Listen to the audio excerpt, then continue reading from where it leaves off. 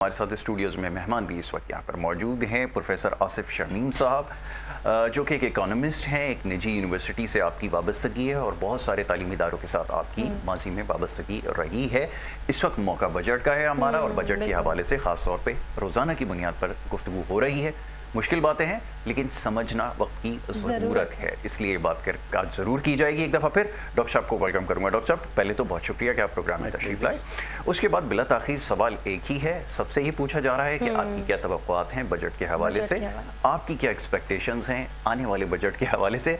रिवायती सा सवाल है लेकिन चाहूँगा सर अपने ख्यालात का इज़हार करें। बहुत शुक्रिया। मैं हमेशा अपनी गुफ्तगू का आगाज़ जो है किसी शेर से करता हूँ। ज़रूर कीजिए। और मैं इस तरह कहूँगा कि जो मैं कुछ कहूँ तो तुम्हें बुरा लगे, जो मैं दलील दूँ तो मैं जलील हूँ, ये समाज जहल की जद में है, यहाँ बात करना हराम है। क्या कहने, बहुत खूब। डॉक्टर साहब, हमें बजट के बारे में आगाही देने से पहले हमें पस मंज़र में जाना पड़ेगा और हमें कुछ फैक्ट्स पे बात करनी पड़ेगी। और जब फैक्ट्स पे बात आती है तो हमारा जो दिल है वो कहते हैं ना, खून का आंसू रो रहा है ऐसे। बिल्कुल ऐसे। डॉक्टर साहब, आप देखें कि अगर हम माजी में मैं पिछली गवर्नमेंट की थोड़ा सा हवाला देना चाहता हूँ, हवाला on the basis of the economic survey of Pakistan, जो कि गवर्नमेंट की पब्लिश रिपोर्ट ऑथेंटिक रिपोर्ट है कि अगर हम पिछली गवर्नमेंट पे चले जाएं, खान साहब की गवर्नमेंट पे, तो उसमें हमने देखा था कि जो उन्होंने टारगेट रखा था जीडीपी ग्रोथ की, that was 4.8% and it was achieved around 7.2%।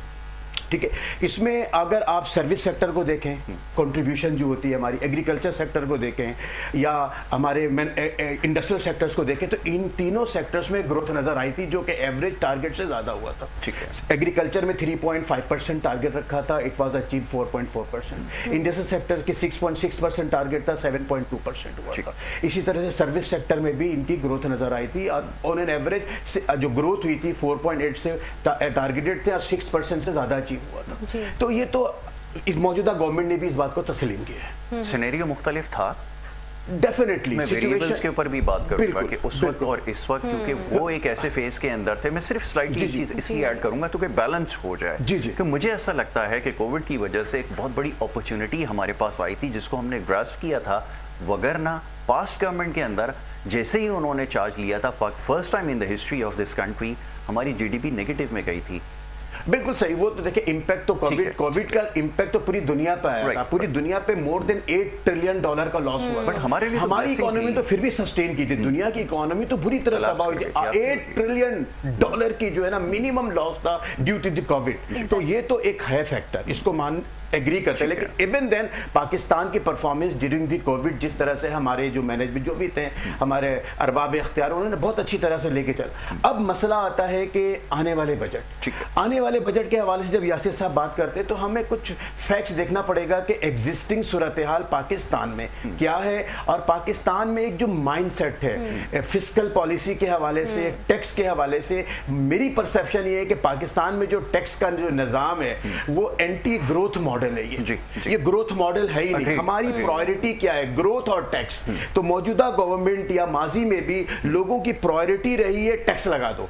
अच्छा, अब टैक्स लगाते हैं तो अब आप मौजूदा सूरत हाल देखें कि आम आवाम जो सैलरीड क्लास है उसके ऊपर ऑन एन एवरेज 40% आपने टैक्स लगाया हुआ है। दूसरी बात आप करते हैं कंपनीज के ऊपर, कंपनीज के ऊपर ऑन एन एवरेज 60% टैक्स लगाया हुआ है। तीसरी चीज देखें कि उसके ऊपर उन्होंने मजीद सुपर टैक्स लगाया हुआ जो कि 10% तक कम करके 9% जैसे टर्नओवर बढ़े होंगे। ये जब ऐसी सूरत हाल होंगी, टैक्स का निजाम इस तरह का होगा। क्योंकि देखिए, हमारे साथ सबसे बड़ा एक और मसला है कि हमारे पास कोई पढ़ा लिखा समझदार फाइनेंस मिनिस्टर, हमारी बदकिस्मती है इस मुल्क की, आया ही नहीं है। हुक्मरान कहते हैं ना, खाक में मिल गए नगीने लोग। आगे आप हबीब जालिब याद आते हैं मुझे कि आप देखें कि इनके पास एक तो फिस्कल स्पेस नहीं है, दूसरी बात इनके पास और कोई, चूंकि समझदार लोग होते हैं तो अपॉर्चुनिटी को तलाश करते हैं। इनके पास एक ही चीज है कि लोगों को जो टैक्स नेट पे हैं उन्हीं को मजीद आप टैक्स उन पर बढ़ा दिया जाए। टैक्स बर्डन बढ़ता जा रहा है, टैक्स नेट को बढ़ाएं आप कभी भी। हालांकि आम सी बात है, किसी एक बच्चे से पूछे, मैं हैरान होता हूं कि फाइनेंस मिनिस्टर को समझ में नहीं आती बात, ये प्राइम मिनिस्टर को समझ में नहीं आती है बात। डॉक्टर साहब, अर्ज ये है कि देखिए, मैं हमेशा से एक बात कहता हूँ, आई डोंट नो कि आप मेरी बात से एग्री करेंगे या नहीं हमारा, कि हमारे यहाँ प्रॉब्लम ये है कि हमेशा फाइनेंस मिनिस्ट्री को चलाने के लिए आपने बैंकर्स का इंतखाब किया। आपने चाहे खुद नहीं किया, एवरीवन नोस कि वहाँ बाहर से भेजे गए। बट आपने जब भी इंपोर्ट किए वो बैंकर्स को ही किए। आपको याद है मैंने पिछले सेशन के अंदर इस चीज को हाईलाइट किया कि जब आप बैंकर्स की अप्रोच से लेकर मुल्क की इकोनॉमी को चलेंगे, there is a huge difference. तो जो बैंकर होता है उसको पता सिर्फ ये होता है कि एडवांसेस कैसे आएंगे, अपने डिपॉजिट को कैसे मैंने स्टेबल करना है, मैंने लोन के जो ऑफ टेक है उसको कैसे बढ़ाना है। वो ये जो इकोनॉमिक प्लानिंग है जिसके भी आप बात कर रहे हैं कि लोगों के सेंटिमेंट्स, उनके मूड्स को, उनके बिहेवियर को, उनके बाइंग के कल्चर को, उनके सेलिंग के कल्चर को, उनको होल्ड करने के कल्चर को एनालाइज करना पड़ता है, उसके बाद पॉलिसी मेकिंग करनी पड़ती है। इसमें मैं एक और वैल्यू एडिशन करना चाहता हूं, मतलब ये कि देखें अच्छे लोगों की मिसाल दुनिया में कहीं भी हम दे सकते हैं, रोल मॉडल बना सकते हैं। पाकिस्तान को एक मनमोहन सिंह की जरूरत है।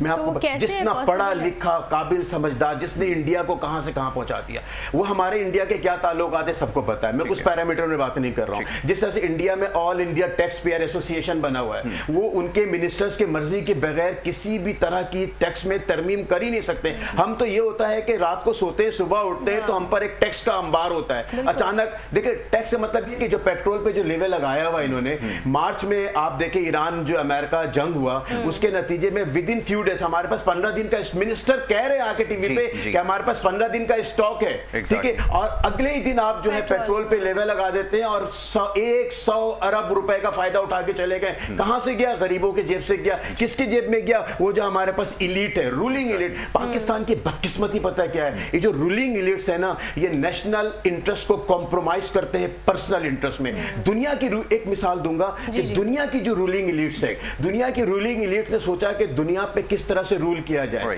हमें माइंडसेट इंटेलेक्चुअल्स कैसे प्रोड्यूस किया जाए। तो उन्होंने हार्वर्ड, स्टैनफोर्ड, ऑक्सफोर्ड जैसी यूनिवर्सिटी बनाई और उन्होंने दुनिया को जो है ना माइंडसेट दुनिया में बैठा दिया। हमारी रूलिंग इलीट्स का ये हाल है कि इन्होंने आज तक 70 साल में यासिर साहब हमें बुनियादी तालीम, प्राइमरी एजुकेशन और हमें बुनियादी हेल्थ की फैसिलिटीज नहीं दे सकते। आप बात कर रहे हैं, आपका ताल्लुक भी एजुकेशन सेक्टर से है और बजट में हम देखते हैं कि एजुकेशन के लिए दावे किए जाते हैं कि इतना हम देंगे, बजट देंगे, मगर हमने इम्प्लीमेंट होता हुआ नहीं देखा।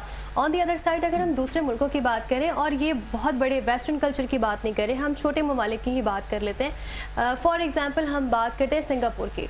सिंगापुर कराची से भी छोटा है सर, और वहाँ के एजुकेशन सिस्टम आप देखें, और रवांडा की हम बात करें तो जेनोसाइड से गुजरे हैं वो, स्टिल वहाँ पर एजुकेशन हमसे बेहतर है। तो क्या ऐसी प्रॉब्लम है पाकिस्तान में? इवन तो हमारे पास रिसोर्सेज कम नहीं है, हमारे पास आबादी भी है, हमारे बच्चे पढ़ना भी चाहते हैं, but there is a very good question. आपने एक मिसाल दी हमारा की बात से मैं भी एकदम दिमाग में आया कि एक कंट्री है जो इस वक्त टेक्निकली डिफॉल्ट कर चुकी है, that is Sri Lanka. 97% literacy rate है। एग्जैक्टली। तालीम देखिए, तालीम जो है ना सिविक सेंस डेवलप करता है।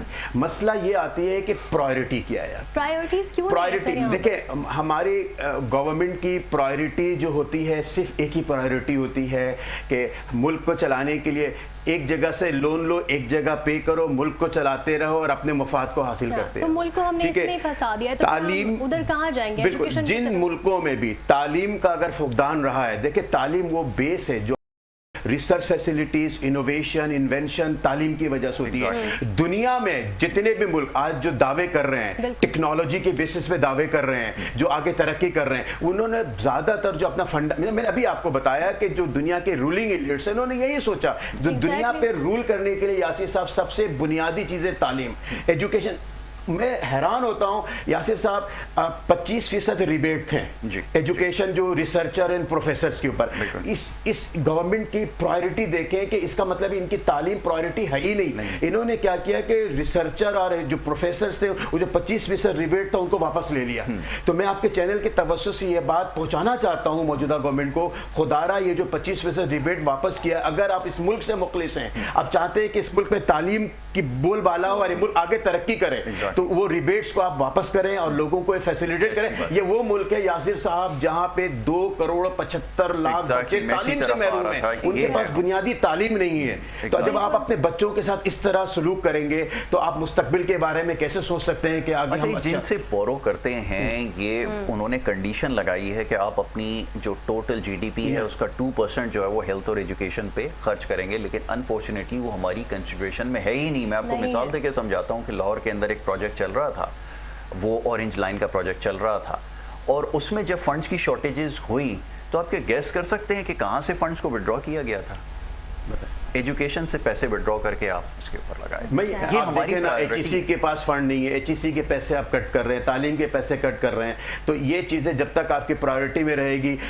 दूसरी चीज भी, दूसरी तरफ भी मैं आऊंगा। होस्टाइल पॉलिसीज का क्या करें? अच्छा ये बताइए जरा, नेशनलाइजेशन की पॉलिसी है, आज तक उसको क्रिटिसाइज किया जा रहा है, ये एक्सपेरिमेंट हम करते क्यों हैं? और फिर सबसे बड़ा प्रॉब्लम ये, आपने डॉक्टर मनमोहन सिंह का चले रेफरेंस दिया, मैं आपको एक बात बताता हूँ एक तारीख से ही, कि उन्होंने एक मौके पर जब पाकिस्तान में ये जो प्राइवेटाइजेशन हो रही थी, जिसको आज बहुत ज़्यादा क्रिटिसाइज किया जा रहा है, उन्होंने उसको बड़ा कमेंडेबल करार दिया और कहा कि ये एक बड़ी स्मार्ट स्ट्रैटेजी है उस वक्त के प्राइम मिनिस्टर जो कि नवाज शरीफ साहब थे। लेकिन अनफॉर्चुनेटली क्या हुआ कि आपने उसको इस तरीके से किया कि मुशर्रफ साहब ने, जैसे आपने PTCL देखा, फिर आपने के इलेक्ट्रिक देखा, आपने और 2-4 बैंक्स देखे, तो वो इतने भोंडे तरीके से हुई है। पॉलिसीज कैसे सस्टेन करेंगी? फिर ये जो हमारे यहाँ बार बार रिजीम चेंजेस और ये एडवेंचर्स होते हैं, आपकी कैसे इकोनॉमी सर्वाइव करेगी? पॉलिसी देखिए, शॉर्ट टर्म और लॉन्ग टर्म पॉलिसी। आपकी पॉलिसी, मसला ये होता है कि जब एक गवर्नमेंट दूसरी गवर्नमेंट आती है तो दूसरी गवर्नमेंट की पॉलिसीज को नाकिस करके अपनी पॉलिसी लेकर आती है। उनकी पॉलिसी नहीं होती है, उनकी मुफाद परस्ती की पॉलिसीज होती हैं, जो कि अपने जो उनके जो क्या कहेंगे, जो पॉलिटिकल एलाइज होते हैं, they actually want to support them. तो ये सबसे बड़ा, मैंने आपको दोबारा कहा, नेशनल इंटरेस्ट जब तक नहीं होगा, प्राइवेटाइजेशन और नेशनलाइजेशन, देखिए प्राइवेटाइजेशन की तरफ चले जाएं तो बुरी चीज नहीं है। अगर इनएफिशिएंट है, गवर्नमेंट से एक इदारा नहीं चल रहा है, उसको एफिशिएंट बनाना है, रिसोर्सेज जाया हो रहे हैं, हमारे टैक्स से पैसे से उनको चलाया जा रहा है, गरीबों के जेब से पैसा निचोड़ा जा रहा है, तो that is not bad things, but लेके थोड़ा रैशनली सोचना पड़ेगा। मुझे हैरानगी इस बात की होती है, जो देखिए anything that private sector can not do, government can do, लेकिन यहाँ पे वाइस वर्सा है। आपने कभी रॉबिनहुड को सुना होगा, पाकिस्तान में रिवर्स रॉबिनहुड का सिस्टम है, गरीबों के जेब से पैसा निकालो और अमीरों के जेब में डाल दो, जबकि रॉबिनहुड का किस्सा आपको पता ही होगा, अमीरों से निकाल के गरीबों में बांटा जाता है। तो ये जो सिलसिला चल रहा है, इस सिलसिले को खत्म करना पड़ेगा, वरना जो आपके टारगेट्स हैं 4%, और ये यासिर साहब आपको बताऊं 4% अभी जो गवर्नमेंट दावा कर रही है कि 3% एंड सो हमने क्या कहते हैं ग्रोथ रेट को अचीव कर लिया है। अगर पिछले चंद सालों की आप ग्रोथ रेट देखें तो मेरे हिसाब से, दिस इज माय पॉइंट, कि ये अराउंड 2% और सो है ग्रोथ रेट, और आप टारगेट कर रहे हैं अगले साल के लिए कि 4% या 4.5% कर लेंगे। आप मुझे बताएं कैसे करेंगे? मेरा सवाल है, इंडस्ट्री के ऊपर इतना बोझ है, बताया मैंने 60% टैक्स दे रही, सुपर टैक्स दे रही, गरीब आवाम के जेब से पैसा निकाल, सैलरीड क्लास पे 40% टैक्स लगाया हुआ है आपने, और इसके अलावा जनाब आपने बाकी टैक्सेस अंबार लगा दिया, सुपर टैक्स लगा दिया। आप बताएं इंडस्ट्री ग्रो करेगी? मुमकिन नहीं है। पिछले 4 साल के रिकॉर्ड्स देखें आप, 4 साल के रिकॉर्ड्स देखें, प्राइसेस कहां से कहां, इन्फ्लेशन कहां से कहां पहुंच चुके हैं, अनएम्प्लॉयमेंट कहां से कहां पहुंच चुकी है, ठीक है? तो जब कॉस्ट ऑफ डूइंग बिजनेस कहां से कहां पहुंच चुकी है, जब ऐसे माहौल होंगे। और एक बात और बताऊं आपको, हर साल पाकिस्तान में 30 लाख यूथ लेबर फोर्स में आ रहे हैं, 30 लाख यूथ लेबर फोर्स में आ रहे हैं। अब बताइए, जब इंडस्ट्री ग्रो नहीं करेगी तो उन लेबर फोर्स को कहां से एम्प्लॉयमेंट मिलेगी? और इस लेबर फोर्स के लिए कम अज कम पाकिस्तान में इकोनॉमिक ग्रोथ 6% से ऊपर होगी तो हम सस्टेन कर सकेंगे। और दूसरी बात एक और बता दूं आपको कि हमारी बदकिस्मती देखें आप कि 30 लाख से ज्यादा लोग पिछले चंद सालों में टैलेंट, हमारी जो है ना टैलेंट इस मुल्क से जा रहा है, तो हमने 30 लाख लोग मुल्क के चले गए, तो अब कितना बड़ा इकोनॉमिक लॉस है। आप सोचिए, हम उनको ट्रेन करते हैं, पढ़ाते हैं, लिखाते हैं, हमारे यहाँ पे लैग करते हैं कि हम अपनी स्ट्रेंथ पर काम नहीं करते। जिस तरह हम बात कर रहे थे यासिर कल कि ताइवान अपनी स्ट्रेंथ पर काम कर रहा है, इवन क्योंकि वो सेमीकंडक्टर प्रोड्यूसर है, तो वो चिप्स बनाता है, सारी दुनिया को सप्लाई करते हैं। पाकिस्तान की आई थिंक स्ट्रेंथ एग्रीकल्चर है, डू यू एग्री? तो हम इस पर काम ही नहीं करते। कौन सी यूनिवर्सिटी है जो उस पर फोकस करती हैं, उसकी डिग्री देती हैं, हमें नजर नहीं आता।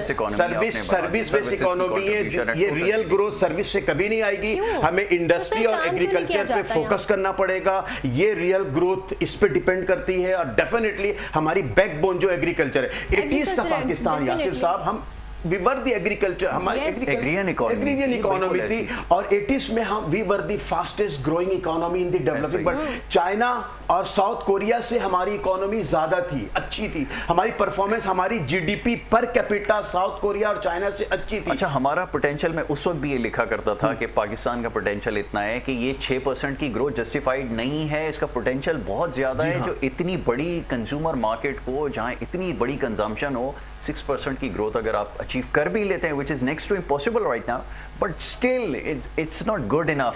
ये आपकी रियलिटी है, हम आज उससे बहुत दूर सर हैं। एक दो चीजें और मैं आपको बताना चाहूंगा कि अगर आप ग्लोबल परसेप्शन इंडेक्स देखें पाकिस्तान का, हम 184 पे खड़े हुए हैं आउट ऑफ 197 जी। ठीक है। इसी तरह से करप्शन रेपुटेशन इंडेक्स देख लीजिए, Exactly. Corruption index global reputation index में 184 पे, करप्शन परसेप्शन इंडेक्स में डेवलपमेंट जो में देख हमारे लें, पास education के ये अंदर उसमें हम जनाब तकरीबन ये 135 पे थे, अब 136 पे चले गए आउट ऑफ 140। ठीक है। इसी तरह से इकोनॉमिक फ्रीडम स्कोर होता है, कुछ इंडिकेटर्स होते हैं जी। जिन इंडिकेटर्स के बेसिस पे देखिए जो बाहर बैठे हुए लोग हैं ना, वो आपके जो ना इंडिकेटर्स को देख रहे होते हैं कि क्या Invest करते पाकिस्तान फिजिबल है। तो अगर आप इकोनॉमिक फ्रीडम स्कोर देखें Exactly. पाकिस्तान का तो 49 है आउट ऑफ 100। और हमारी जो रैंकिंग है ना यासिर साहब, रीजन में ले लें तो हमारी आउट ऑफ 39 कंट्रीज हमारी जो रैंकिंग है 34 है।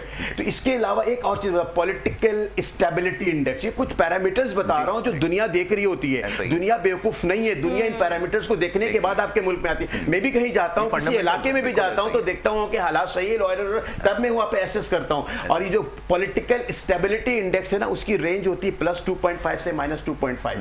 Verse is the worse is -2.5। और पाकिस्तान की पॉलिटिकल स्टेबिलिटी इंडेक्स जो है -2.06 है। और ये वर्ल्ड बैंक की स्टडी भी है, वर्ल्ड बैंक ने स्टडी किया, दुनिया के कुछ पैनल एनालिसिस किया, तकरीबन आई डोंट कुछ कंट्रीज को लेके पैनल एनालिसिस का सैंपल लिया और उसका आउटकम भी आया। जिन जिन मुल्कों में पॉलिटिकल स्टेबिलिटी रही है उन मुल्कों में इकोनॉमिक ग्रोथ सस्टेन्ड रही है, ना ही यहाँ पे अब देखें तो इन वैल्यूज को, इन पैरामीटर्स को दुनिया पढ़ रही होती है, देख रही होती है, फिर इन्वेस्टमेंट करती है। इसीलिए इन्वेस्टमेंट नहीं आ रही है। और जो टैक्स का सिस्टम इतना नाकिस है जिसकी वजह से आपकी मैन्युफैक्चरिंग सेक्टर की ग्रोथ देखें। डॉक्टर साहब एक सवाल का जवाब दीजिए, शुरुआत कहाँ से की जाए? बैलेंस लाने के लिए पहले क्या फोकस होना चाहिए, लोगों का स्टैंडर्ड ऑफ लिविंग उसको अपलिफ्ट किया जाए या इन्वेस्टमेंट के ऊपर काम किया जाए? ये कैसे बैलेंस कैसे होगा? आपकी अप्रोच क्या है कि कैसे, मैं हमेशा पूछता हूँ कि आपकी अप्रोच क्या टॉप डाउन अप्रोच है या बॉटम अप अप्रोच है? कहाँ से सिलसिला शुरू किया जाए चीजों को ठीक करने का? देखिए चीजों को, बहुत सारी चीजों को पैरेलल लेके चलना पड़ता है। ठीक है। क्योंकि अगर आप बात करते हैं इन्वेस्टमेंट्स के हवाले से, तो इन्वेस्टमेंट में कुछ बातें मैं आपसे करूंगा कि इन्वेस्टमेंट एक लोकल है, एक फॉरेन इन्वेस्टमेंट है। आप अगर देखें तो इसमें अगर आप इन्वेस्टमेंट टू जीडीपी रेशो देख लीजिए, तो investment to GDP ratio Pakistan का अराउंड 12-13% है। जबकि हमारी सराउंडिंग में चले जाएं, चाइना है या बांग्लादेश है या श्रीलंका है, इन मुल्कों की देखें तो ऑन एन एवरेज की बात करो, इनकी इन्वेस्टमेंट टू जीडीपी रेशियो जो 35% है, मोर देन 30%। बिल्कुल। तो अब इन्वेस्टमेंट टू, इसका मतलब ये है कि अच्छा अब बात आती है कि जब इन्वेस्टमेंट की बात करते हैं, दोबारा मैं कहूँ तो दुनिया के कोई भी मुल्क जब आपके मुल्क में इन्वेस्टमेंट करने आते हैं तो वो 3-4 पैरामीटर्स को देखते हैं। Political stability as political risk या अपॉर्चुनिटी कहते हैं। ठीक है। इसके अलावा हम इकोनॉमिक रिस्क एंड अपॉर्चुनिटी देखते हैं। उसके अलावा एडमिनिस्ट्रेटिव सिस्टम उस मुल्क का देखते हैं। ठीक है। लीगल सिस्टम को देखते हैं। एग्जैक्टली। लीगल सिस्टम उस मुल्क का देखते हैं। यहाँ तो हम कहेंगे कि बोलते हैं तो ज़बान काट दी जाती है, यहाँ देखते हैं तो बसारत से मनाजिर चिन जाएं, पाँव में हल्का है जंजीर खिंचा जाता है, हाथ उठता है कि शानों से कटा जाता है। डॉक्टर साहब, तो ये सारे पैरामीटर्स को देखने के बाद फिर वो इन्वेस्टमेंट, तो इन्वेस्टमेंट इसको हमें इन्वायरमेंट क्रिएट करना पड़ेगा। ठीक है। मैं मानता हूं कि मौजूदा गवर्नमेंट की एक खास बात है जो मैं आपसे शेयर करना चाहता हूं, इससे एक फिजिबिलिटी क्रिएट हो रही है इन्वेस्टमेंट के लिए या पाकिस्तान की रेपुटेशन, इसका मैं सारा क्रेडिट देता हूं हमारे ये फील्ड मार्शल जनाब मोहतरम जनाब आसिम मुनीर साहब को मैं इसका क्रेडिट देता हूं। जिस तरह से पाकिस्तान का इमेज दुनिया में इन्होंने बेहतर किया है, लेकिन कुछ जिम्मेदारी डॉक्टर साहब पॉलिटिकल लीडरशिप की होती है। मेरी अर्ज ये है, हमारा, मैं हमेशा ये बात कहता हूँ, मुझे एक बात समझा दें, अगर आपकी कोई ये इकोनॉमिक पॉलिसी थी या है तो फिर ऐसा क्यों होता है कि क्रंच सिचुएशन के अंदर आप कोलैप्स कर जाते हैं? अभी मैं जो कैलकुलेशन दे रहा हूं, आप इससे एग्री करेंगे, आपका ये टेन्योर मुकम्मल हो जाएगा, IMF के लोन सारे रीसेटल हो जाएंगे, सब कुछ रीपेमेंट हो गई, लेट्स से नीचे क्या बचता है? आप स्क्रैच के ऊपर खड़े होंगे, $3 बिलियन आपकी पॉकेट में बड़ी मुश्किल से होंगे, फिर आपको ये लोन परस्यू करना पड़ेगा और साइकिल फिर उसी तरह चलेगा। जो इन्फ्लेशन हाई राइज के ऊपर है, क्या आप उसको डाउनवर्ड ट्रेंड सेट कर सकते हैं? ये मुमकिन कैसे होगा? ये इकोनॉमिक स्ट्रेटजी को समझाए तो सही। बहुत आसान, बहुत, जब तक हम दुनिया में, जब तक हम IMF के पैकेजेस में रहेंगे, that's a bottom line। हाँ, मेरी बात सुन लीजिएगा, जब तक हम IMF के पैकेजेस में रहेंगे, हम कभी भी जो है इकोनॉमिक ग्रोथ जो सस्टेन लेवल है उसको हम अचीव नहीं कर सकते। एक तो बात मैं आपको बताऊं, मेरी बात सुनिएगा। है ये कि दुनिया में जितने भी कंट्रीज हैं जो भी IMF के पैकेजेस में गए, पाकिस्तान उन कंट्रीज में टॉप 5 कंट्रीज में आता है। हम 1958 में अयूब खान साहब के दौर में पहली दफा IMF के पैकेजेस में गए। हमने उस वक्त भी एक नारा लगाया था कि हमारा पहला और आखिरी है। आज हम 25वें प्रोग्राम में चले गए हैं। आज भी हमारा ये कि एक है, लोगों को बेवकूफ बनाते हैं कि ये हमारा पहला और आखिरी होगा, उसके बाद हम मजीद IMF के पैकेज। अब मसला क्या होता है, देखिए दो चीजें। IMF के जो प्रोग्राम हैं, IMF के प्रोग्राम में कहीं पे भी नहीं लिखा हुआ है कि आपके मुल्क से जो है ना हम गुर्बत खत्म कर देंगे। IMF के पैकेज में कहीं भी नहीं लिखा हुआ रिफॉर्म्स में बात करूंगा, और IMF के कहीं भी नहीं लिखा हुआ कि हम इकोनॉमिक ग्रोथ आपकी सस्टेन हो जाएगी। IMF देखें, एक मरीज होता है, तबीयत खराब होती है, डॉक्टर के पास जाता है, दवा लेता है और सही हो जाता है। पाकिस्तान अगर मरीज है और IMF अगर डॉक्टर है, तो हम इस डॉक्टर के पास 1958 से जाने, इसका मतलब 68 ईयर्स हो चुके हैं इस मरीज के पास जाते हुए। मेरे समझ में नहीं आती है, अगर मर्ज सही नहीं हो रहा है तो भाई डॉक्टर बदल दें, स्ट्रेटजी बदल दें, मैं आपको पॉलिसी बदल दें। हूं एक मिनट के लिए। हमारे पास अभी लोगों के सेंटिमेंट की बात हो रही है ना, पब्लिक सेंटिमेंट है क्या बजट के हवाले से? एक्सपेक्टेशंस तो भूल जाएं, सेंटिमेंट क्या है, क्या सोच रहे हैं और अब तक क्या हुआ है। पॉलिसीज को अगर देखना है, उसकी ग्राउंड रियलिटीज को समझना है, तो लोगों के खल्के खुदा की आवाज को जो है ना देखा जाए, मद्देनजर रखा जाए। जरा दिखाएं ना लोगों को। डॉक्टर साहब आप भी देखिए जरा क्या कह रहे हैं। जी, हमारा और यासिर, साल 2026 और 27 का बजट कैसा होना चाहिए, ये आज हम जानते हैं प्रेस मार्केट कराची की आवाम से, वो क्या कहते हैं।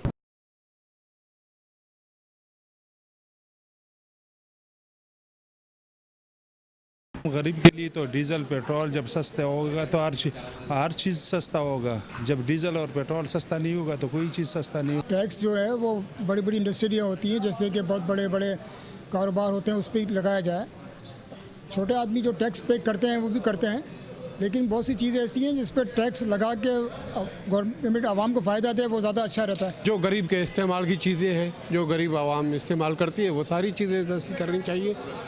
महंगाई पे कंट्रोल करना चाहिए। सिंध गवर्नमेंट ने कहा है टफ होगा, वो भी कह रहे हैं टफ होगा, कोई फ़ायदा बजट में तो नहीं होगा, बहुत मुश्किल हालात आएंगे। पेट्रोल सस्ता किया जाए, आटा सस्ता किया जाए, चीनी, दाल, चावल, घी वगैरह ये चीज़ें सस्ती की जाए कि यार आवाम को सुख का सांस मिल सके। अभी ये जो बजट पेश कर रहे हैं, इसमें आम आदमी के ऊपर ही लगा रहे हैं टैक्स। अभी फिक्स टैक्स भी लगा रहे हैं, तकरीबन GST भी बढ़ा दी है, सब चीज़ें ऐसे बढ़ा दी हैं। अब दिहाड़ी वही है, सैलरी वही है, लेकिन पेट्रोल और जो है बिजली की कीमतें, ये चीज़ें बढ़ गई हैं। फ्यूल है, ठीक है, बिजली है, गैस है, गैस खैर आती नहीं है, पानी है, उसमें भी उन्होंने बहुत चार्जेस बढ़ा दिए। हर यानी जो बुनियादी जो भी ज़रूरियात हैं जो कि बल्क में इस्तेमाल होती हैं, उसके ऊपर रिलीफ लेना चाहिए। गरीब आदमी लिए महंगाई है, क्या करेगा, बजट क्या आएगा? हमारे को तो नहीं लगता कोई रिलीफ दे भाई। महंगाई है भाई, पेट्रोल में देवे, खाने पीने की एशिया में देवे, जो गरीब आदमी जो गरीब आदमी की इस्तेमाल है। ये सिचुएशन है, बिल्कुल ये सिचुएशन है। जी सर। अच्छा, एक छोटी सी बात IMF से, इनकी बात पे भी मैं कुछ बातें तबसरा करना चाहूँगा कि IMF के अगर आप पेपर्स देखें तो IMF के पेपर्स में एक लाइन लिखा हुआ होता है, लोगों को नहीं पता। Reforms programs are broadly on track. IMF's reforms program और ब्रॉडली, इन लोगों को आगाही देना चाहता हूँ। देखिए यहाँ पे क्या है कि ठीक है, यहाँ पे आप देखें कि IMF reforms programs are broadly on track. अब ये देखें कि जब ऐसी बात होती है तो अच्छा, रिफॉर्म्स का मतलब मैं समझाना चाहता हूँ आपको। IMF के रिफॉर्म्स का मतलब क्या है? रिफॉर्म्स का मतलब आप समझिएगा, ठीक है। IMF कहता है कि आप मिसाल के तौर पर आप पेट्रोल की प्राइसेस बढ़ा दें तो ऑयल प्राइसेस रिफॉर्म्स हो गया। आप गैस के प्राइसेस बढ़ा दें तो गैस के प्राइस रिफॉर्म्स हो गए। आप बिजली के प्राइसेस बढ़ा दें तो पावर सेक्टर रिफॉर्म्स हो गया। आप टैक्स बढ़ा दें तो टैक्स रिफॉर्म्स हो गया। ये बात समझना पड़ेगा। IMF की रिफॉर्म्स का मतलब कि IMF के शराइत देखें आप, मेरी बात सुनिएगा, 75 स्ट्रॉन्ग शराइत है, 64 थे, अभी मजीद एडिशनल 11 दो पेपर हैं। देखें, मैं आपको ऑनेस्टली बताऊं, आपकी नॉलेज में भी होगा, देखने वालों को भी पता होगा, ये दो पेपर दिए जाते हैं। इसको कहते हैं प्लान A, इसको कहते हैं प्लान B। मुख्तसरन बता देता हूँ। प्लान A में ये है कि आपने अमीर लोगों पे टैक्स लगाना है, उनकी जो है सैलरी के ऊपर नजर रखनी है, उनके अपने एक्सपेंडिचर को कंट्रोल करना है, अपने अखराजात को कम करना है। ये सारी चीजें प्लान A में लिखी होती हैं। और अगर आप ये एग्जीक्यूट ना कर सके ड्यू टू योर मिसमैनेजमेंट और पुअर एडमिनिस्ट्रेशन आप इसको सेट असाइड करें। This is your plan B. गरीब आदमी के जो आइटम है, जो ज्यादा कंज्यूम होते हैं, जो फास्ट मूविंग आइटम है, ये इसके ऊपर टैक्स लगाएं और आप इससे अपने भी पैसे पूरे करें, हमारे भी पैसे पूरे करें और साथ साथ अपने अखराजात को भी बढ़ाते चले जाएं ताकि अब इस प्लान आने वाले अभी बजट में आप देखिएगा 260 अरब रुपए का जो है ना पेट्रोल लेवे लगने वाला है। 11 एजेंडे में शामिल है। तकरीबन मोर देन 1 ट्रिलियन रुपीस के नए टैक्सेस मजीद इंट्रोड्यूस और ये हाई एंड कमोडिटी अब नहीं रहेगी। मैं बार बार इसको एम्फसाइज कर रहा हूँ, हाईलाइट करता रहूंगा। दूध, पेंसिल, खाने की चीजें, बच्चों के दूध के डब्बे पे भी अब टैक्स लगने वाला है। अब अंदाजा लगा लीजिए, टैक्स की किताब में नहीं लिखा कि माइनर्स को जो है वो टैक्स लगाया जाए। क्या तालीम की बात करते हैं आप, किताबों और पेंसिल पे, दवाओं पे टैक्स लगा रहे हैं आप। हेल्थ किधर गया, तालीम किधर गई? तो ये जो IMF के प्रोग्राम से जब तक नहीं निकलेंगे, दोबारा वापस आ रहा हूं। अच्छा देखिए, एक चीज और भी है, IMF कहता है कि आप अपने एक्सपेंडिचर को कम करें। आप देखें कि ये इनके जो क्या कहते हैं शाही खर्चे हैं खत्म नहीं हो रहे। अभी पिछले दिनों इन्होंने, आपको पता होगा, 43 बिलियन रुपीस इन्होंने MNAs को बांटे हैं, 25-25 करोड़। ये तरीका देखें आप, फिर इजाफा कर रहे हैं। इनके मतलब किस तरह से मुल्क और कौम को बेवकूफ बनाते हैं। इन्होंने दिखाया कि MNAs की तनख्वाह 1 लाख कम कर दिया, 1 लाख कम करके 25-25 करोड़ रुपए। किस इदारे ने कलेक्ट करने, आप इदारे का नाम बताइए। FBR तो 2200 गाड़ियां 0 मीटर जिनकी पाकिस्तानी मार्केट में कीमत 75 लाख से 80 लाख के ब्रैकेट में है, आपने 2000 से ज्यादा गाड़ियां निकाल के दे दी। पाकिस्तान में ग्रीन नंबर प्लेट 95,000 से 1 लाख, सुनिएगा ये बात, 1 लाख गाड़ियां दी हुई है हमारे टैक्स के पैसे से। दूसरी बात बताऊं मैं कि तकरीबन 250 अरब रुपए का इनको जो है ना पेट्रोल फ्री दिया हुआ है। 550 से 600 अरब रुपए के इनको जो है इलेक्ट्रिसिटी फ्री दिए हुए हैं। और आप बात करते हैं दिखावे के लिए austerity measure. Do you think this is the austerity measure? जब तक हुक्मरान सिंसियर नहीं होंगे, और ये नहीं हो सकते, इनके मकासद हैं, मकासद पूरे करेंगे और चले जाएंगे। ये निकम्मे लोग बैठे हुए हैं सिस्टम में। फुली एग्रीड, आपकी बात से आप इख्तिलाफ नहीं किया जा सकता। जी हमारा क्या, अब ये तो बड़ी मुश्किल बात है। देखिए यकीन तकलीफ दे, लेकिन अब ये सुनना पड़ेंगे और ये सच्चाई है, चाहे किसी को बुरी लगे।